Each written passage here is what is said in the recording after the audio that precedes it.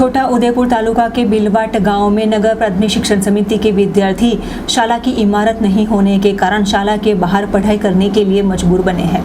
एक और राज्य सरकार द्वारा प्राथमिक शाला के विद्यार्थियों को पढ़ाई के लिए प्रोत्साहन करने के लिए कई अलग अलग योजनाएं पुकारी गई है।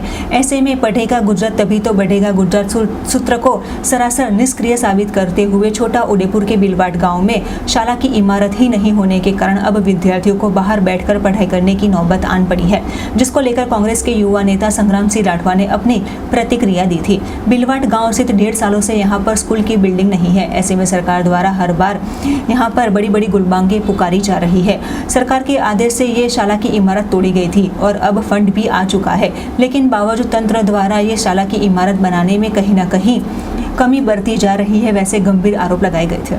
छोटाउदेपुर तालुकामां आवेલું બિલવાટ ગામ, તેમાં 1.5 વર્ષથી ત્યાં સ્કૂલનું બિલ્ડિંગ નથી।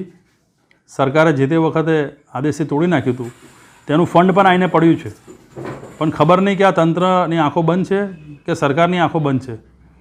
આ વિદ્યાર્થીઓ ઝૂંપડાના નીચે ભણવું પડે છે કે બીજાના સહારે ભણવું પડે છે।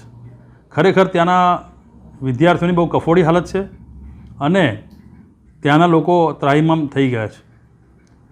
મારી સરકારશ્રીને અને વહીવટતંત્રને ખાસ કહેવું છે કે આના પર તાત્કાલિક ધોરણે એક્શન લે।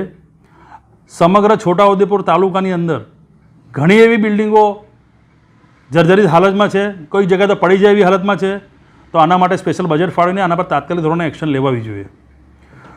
જો આ બિલવાટ ગામની અંદર આ સ્કૂલ માટે તાત્કાલિક નિર્ણય લેવામાં નહીં આવે તો અમે આક્રમક આંદોલન જવાના પણ તૈયારી કરી રહ્યા છીએ।